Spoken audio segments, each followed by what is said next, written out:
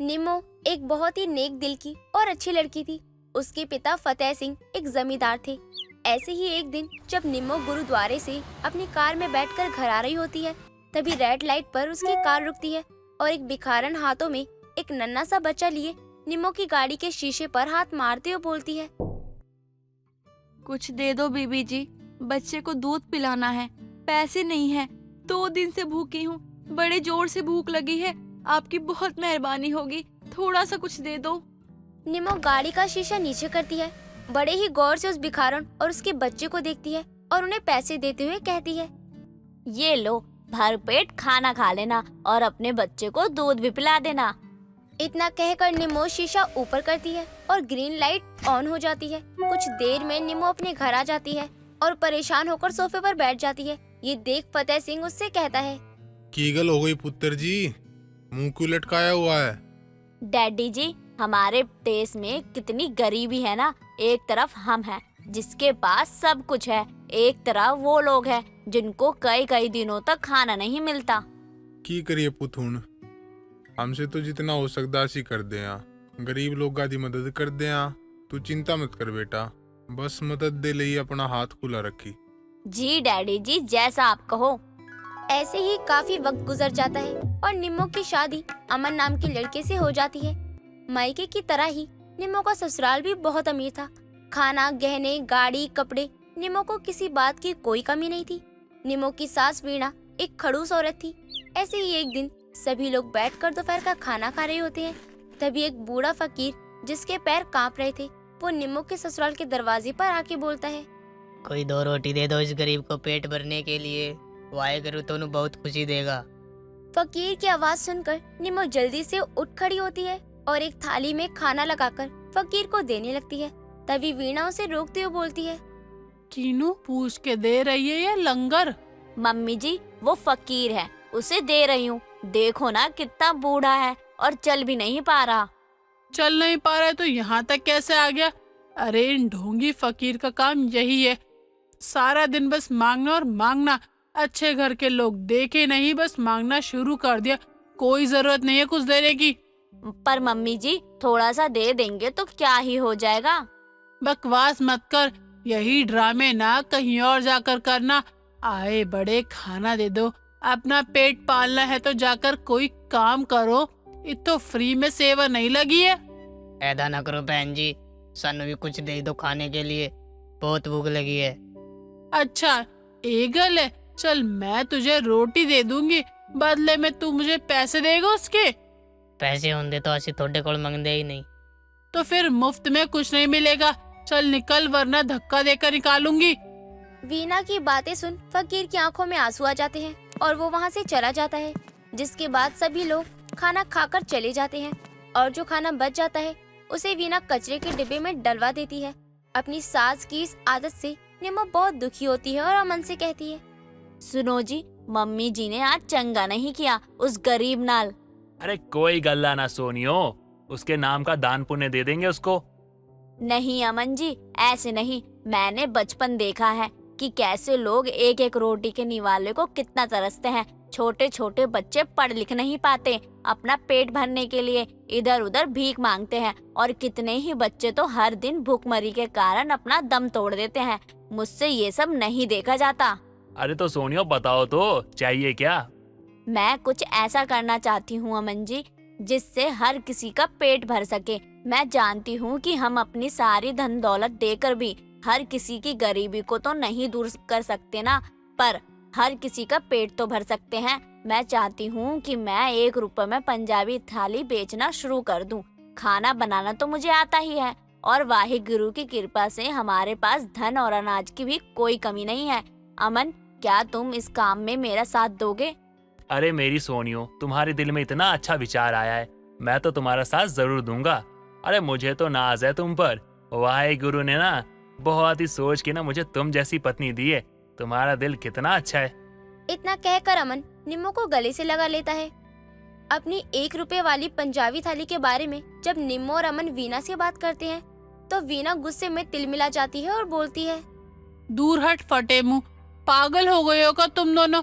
ये कौन सा काम हुआ? भला 1 रुपए में खाना देने का वो भी पूरी थाली। एक बात कान खोल कर सुन, इस काम के लिए मैं तुम दोनों को एक फूटी कौड़ी नहीं दूंगी।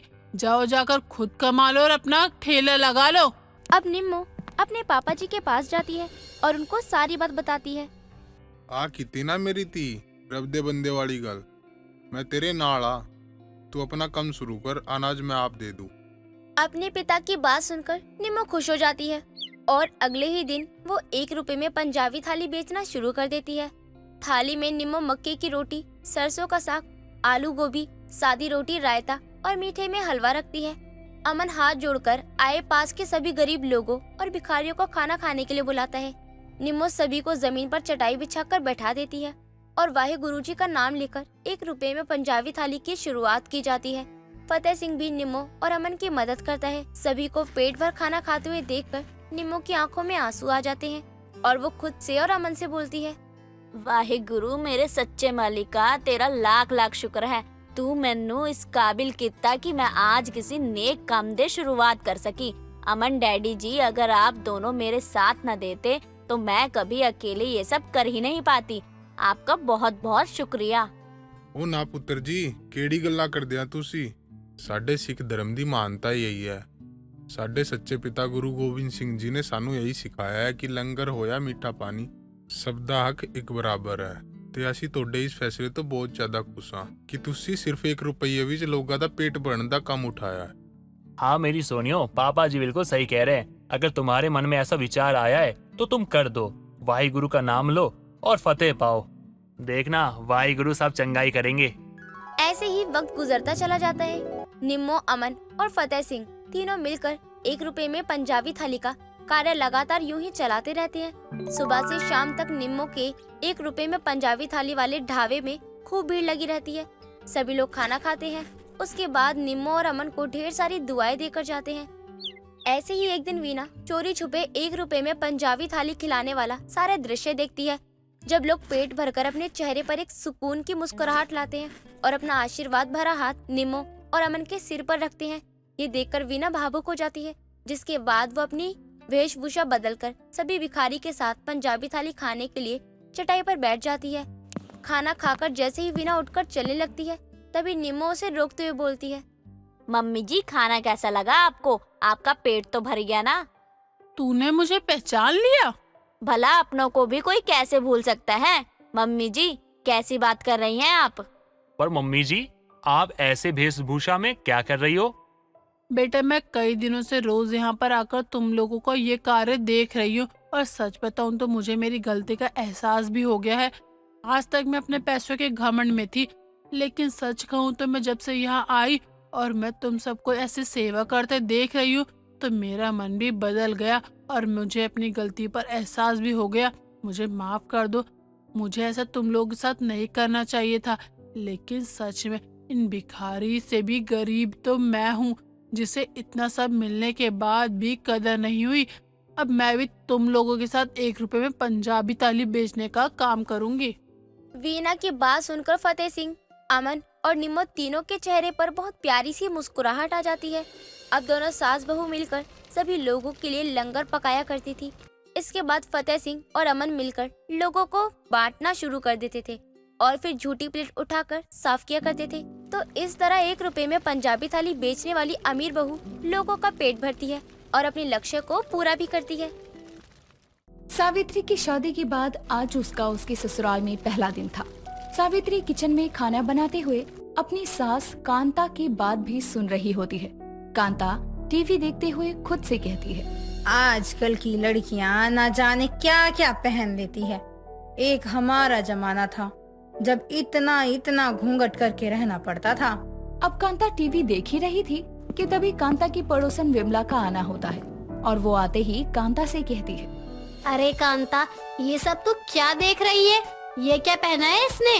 हाय दैया, ये तो बिजली के तार है और थोड़ा भी ये खिसका तो सब कुछ दिख जाना है।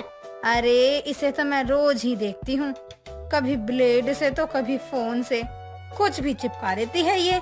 राम राम कांता, ये सब बंद कर और बता तेरी नई बहू कैसी है, उसे ही देखने आई हूँ।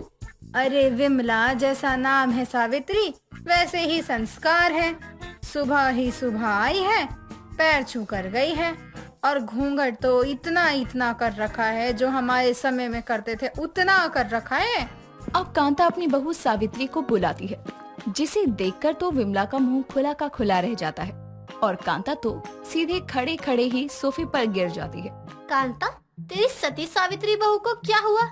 अभी तो तूने कहा था कि ये घूंघट में साड़ी पहनकर पैर छूकर आई है, अब ये क्या है? राम राम। ये सावित्री नहीं हो सकती, घूंघट उठाकर देख। माँ जी, मैं आपकी बहू सावित्री ही हूँ। वो किचन में काम करते हुए मुझे गर्मी लगने लगी तो मुझे अपने घर वाले कपड़े पहनने पड़े। मैंने राम जी से पूछा था। विमला, मुझे हॉस्पिटल ले चल और राम को आने दे। उसकी खैर नहीं, मेरी इज्जत मिट्टी में मिला दी इस औरत ने। नाम सती सावित्री और काम उर्फी जावेद वाले। अब विमला पूरे मोहल्ले में हल्ला कर देती है कि कांता की बहू बड़ी मॉडर्न आई है, जिसे देखने के लिए हर कोई इधर से उधर कांता के घर में झांक रहा होता है। अब देर शाम कांता कहीं बाहर से आती है, तभी वो देखती है कि उसकी बहू ने जो भी पहना था उसे देखकर कांता अपने घर का गेट बंद करती है और अपनी बहू से कहती है, हे भगवान, न जाने मैंने ऐसे कौन से पाप किए थे जो ये सब देखने पड़ रहे हैं। बहू, ये सब क्या है? माँ जी, यही तो मेरा फैशन है। अब आप तो ठहरी गांव की पहले समय की नारी, लेकिन अब के लोग ऐसे साड़ी घूंघट ये सब करना पसंद नहीं करते, और मुझे भी ये सब तो बिल्कुल भी पसंद नहीं। और वो जो तूने शादी के लिए सूट में फोटो भेजा था, उसका क्या? अच्छा वो माँ जी, उसके पीछे भी एक राज है, ये देखो। तो ये भी भेजना था ना बहू, ताकि मैं ना कर देती। माँ जी, अब शादी ब्याह में तो झूठ चलता ही है। आपने भी तो कहा था कि आप मुझसे कोई काम नहीं करवाएंगी, बेटी की तरह रखेंगी। ऐसा हुआ क्या? अब कांता कर भी क्या सकती थी। वो ना ही किसी बाहर वाले को घर के अंदर आने देती और ना ही खुद बाहर जाती। एक रोज कांता हॉल में बैठकर टीवी देख रही थी, तभी सावित्री घर से मार्केट के लिए बिना बताए ही निकल जाती है। अब हर कोई सावित्री को देख रहा था, तभी एक औरत सावित्री से कहती है, हाय राम, ये क्या पहना है? इसकी वजह से ही तो ये कीवी के दाम आसमान छू रहे हैं। आज की लड़कियों ने तो शर्म बेच खाई है। बहू, ये क्या है? तूने तो पूरे मोहल्ले को ही खराब कर दिया है। देख कैसे लड़के पीछे पीछे आ रहे हैं। कांता की जितनी इज्जत थी, तूने उतना नाम खराब करवा दिया उसका। आंटी जी, अब आपने इज्जत की बात की है तो आपको बता दूं कि ये सब मैंने आपके पैसे से नहीं किया, और इसके लिए फिगर भी होना चाहिए जो मेरे पास है। सो आंटी प्लीज। बड़ी आई फिगर वाली। जब मैं तेरी उम्र की थी ना, तो मेरा फिगर देखकर 10 लोगों ने अपनी जान नहर में कूद कर दे दी थी। और मेरे पीछे तो पूरा मोहल्ला पागल है, और इस लाइन में आपका बुढ़ा भी तो शामिल है। कहाँ है मेरा बुढ़ा? आज तो इसकी खैर नहीं। अब सावित्री जैसे ही मार्केट पहुंचती है, उसको हर कोई देख रहा होता है। तभी एक लड़का सावित्री को कहता है, अरे मैडम, कितने रुपए किलो मिलेगी ये कीवी? वैसे लगता है मार्केट का सारा कीवी आपने अपने ऊपर ही चिपका लिया है, तभी तो हमें नहीं मिल रही। लेकिन भाई कुछ भी बोल, कमाल लग रही है। बड़े भैया या छोटे भैया, किसके साथ चलूं मैं फिर? तुझे तो मैं कमाल की लग रही हूँ, और तुझे बवाल। बता किसके साथ आऊं? अब सावित्री को ऐसा करते देख वहाँ से वो दोनों लड़के भाग जाते हैं।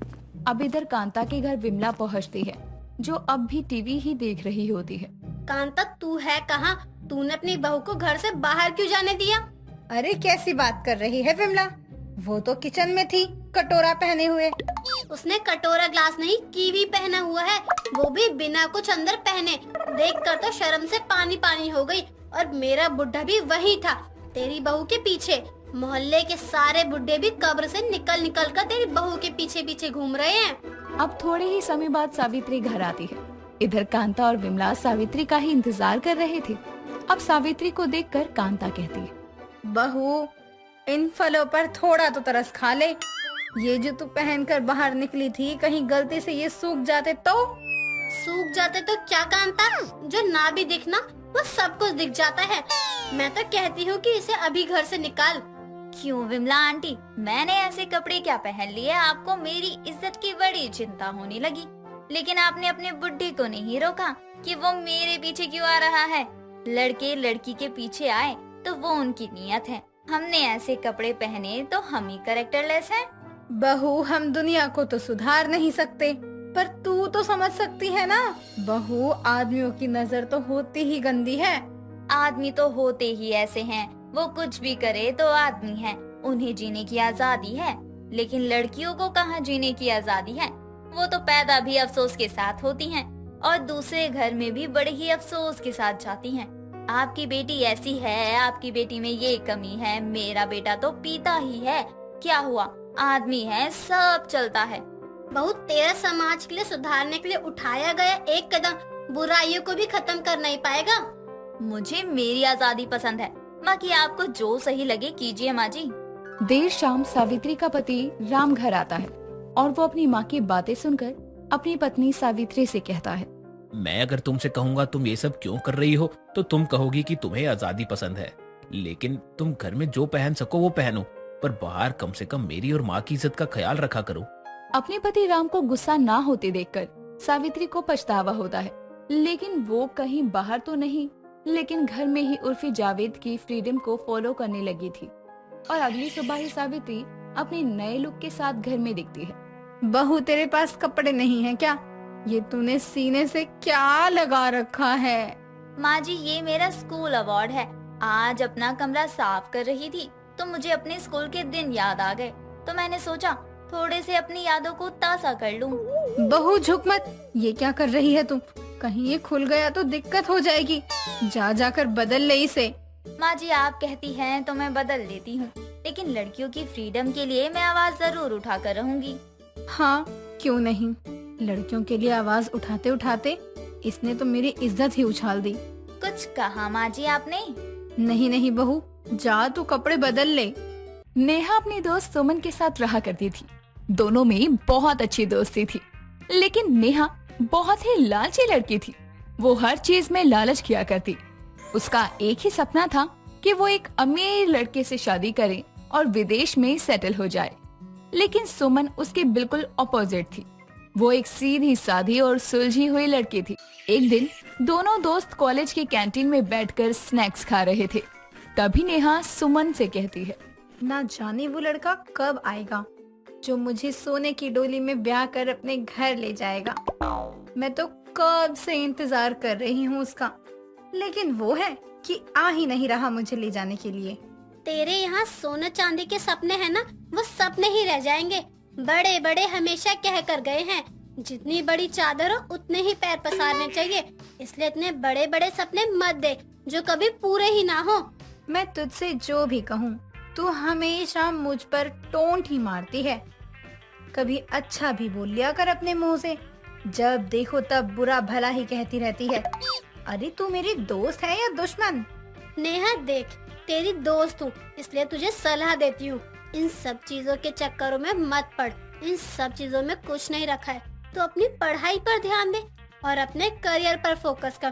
तू जो अपने होने वाले पति के रूप में किसी और से दौलत पाना चाहती है, वो तो खुद भी कमा सकती है अगर थोड़ी और मेहनत कर ले तो। मुझसे ज्यादा पढ़ी लिखी लड़कियां आजकल दूसरों के घरों में झाड़ू पोछा कर रही है। क्या उखाड़ दिया उन्होंने डिग्री लेकर? आजकल का जमाना डिग्री का नहीं, लड़कों को प्यार के जाल में फंसाकर पैसे कमाने का है। जब हम इतने खूबसूरत हो तो सोने पर सुहागा हो जाता है। और क्या फायदा इस खूबसूरती का जब इस पर एक लड़का भी ना मरे। तुझे तो समझाना ही बेकार है। तेरा जो मन करता है तू वो कर, लेकिन मुझे पढ़ने दे। कुछ ही दिनों में मेरे एग्जाम आने वाले हैं और ये एग्जाम मेरे आने वाले कल को तय करेंगे, इसलिए मुझे पढ़ने दे। इतना कहकर अब सुमन अपनी किताबें खोलकर पढ़ने लगती है, लेकिन नेहा यहाँ वहाँ देखने लगती है। तभी सामने देखती है तो एक लड़का अपनी बड़ी सी कार से उतरता है और नेहा उसे देखकर सुमन से कहती है, अरे सुमन, देख तो ये लड़का कितना स्मार्ट है। आज तक मैंने इतना स्मार्ट लड़का कहीं नहीं देखा। और इसकी कार देख कितनी सुंदर है। एक बार तो इस कार में बैठना बनता ही है। तुझे तो बस यही सब नजर आता है, कभी इतना ध्यान पढ़ाई पर लगा लिया कर। हर वक्त बस यही कहती है, ये लड़का कितना स्मार्ट है, वो लड़का कितना अमीर है, कभी पढ़ भी लिया कर। अब तू फिर से शुरू हो गई।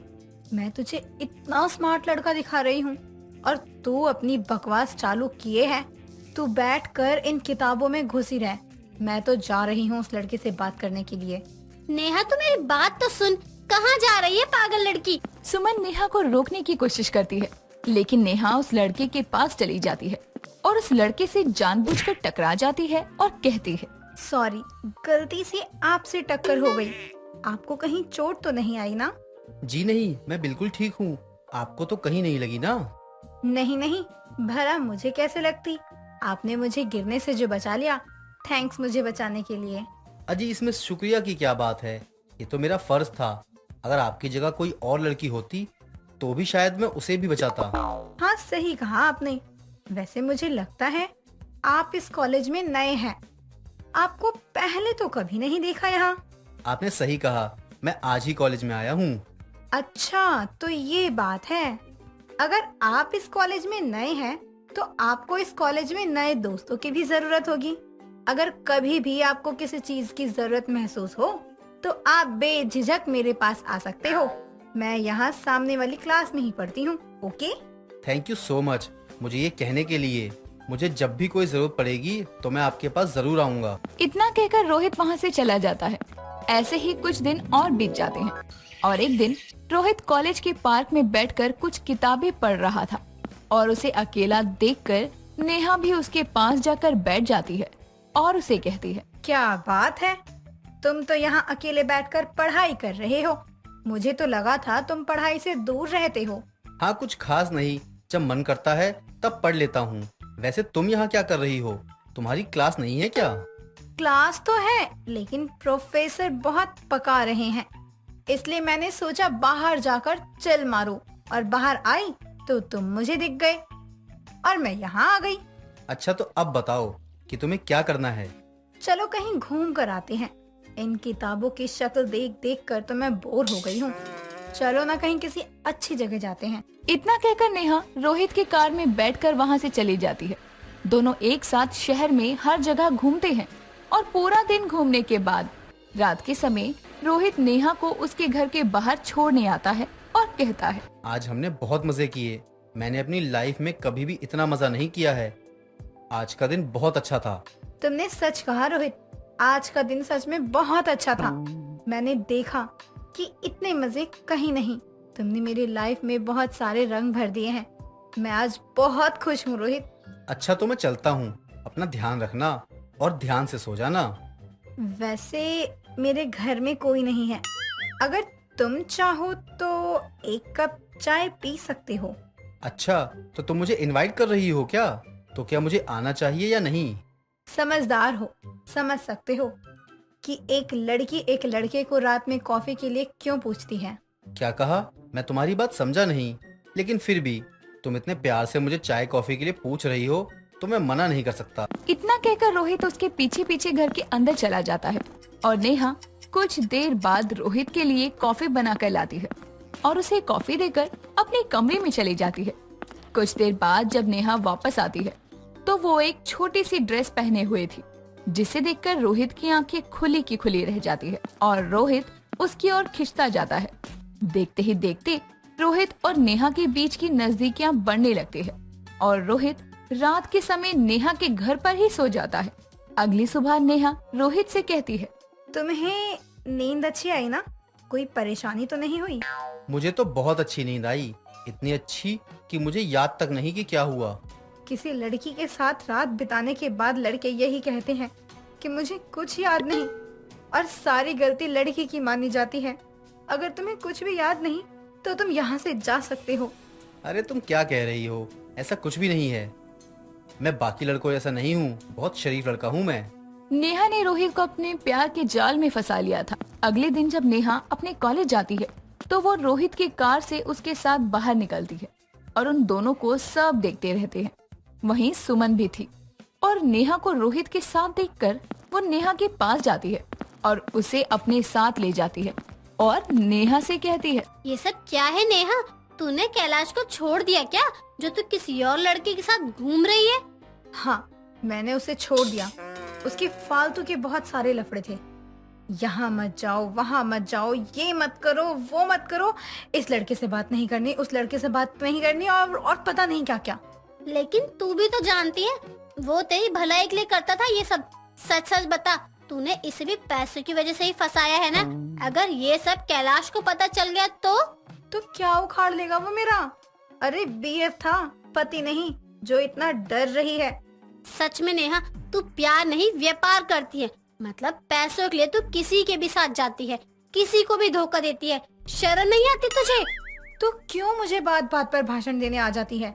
जा जाकर अपना काम कर, मेरा मन नहीं है अभी बात करने का किसी से भी। हाँ, जा रही हूँ मैं। मुझे तुझ जैसी बदतमीज और घटिया लड़की से दोस्ती ही नहीं रखनी। तू चालू रख अपना प्यार और व्यापार। नेहा और सुमन की सारी बातें पीछे खड़ा रोहन सुन रहा था, और जैसे ही नेहा उसे कुछ कहने को होती है, वैसे ही रोहन नेहा को एक जोर का तमाचा लगाता है और कहता है, मुझे नहीं पता था जिस लड़की से मैं प्यार करता हूँ वो एक नंबर की कैरेक्टर लेस है। आज के बाद मुझे अपनी शक्ल मत दिखाना, वरना इस चेहरे का वो हाल करूंगा कि खुद को नहीं पहचान पाओगी। पर रोहित, मेरी बात तो सुनो, उसने जो भी कहा वो गलत था। रोहित सुनो तो सही। नेहा रोहित को आवाज लगाती रहती है, पर रोहित उसकी एक बात तक नहीं सुनता और वहाँ से चला जाता है, और नेहा अकेली पड़ जाती है। अब उसके पास ना प्यार था और ना ही दोस्त। क्या आपके साथ भी कभी ऐसा हुआ है? हमें अपनी बात कमेंट में बताना ना भूलें। दोस्तों, अगर आपको ये कहानी पसंद आई तो इसे लाइक करें, शेयर करें और कमेंट करके बताएं कि कहानी में आपको सबसे अच्छा क्या लगा।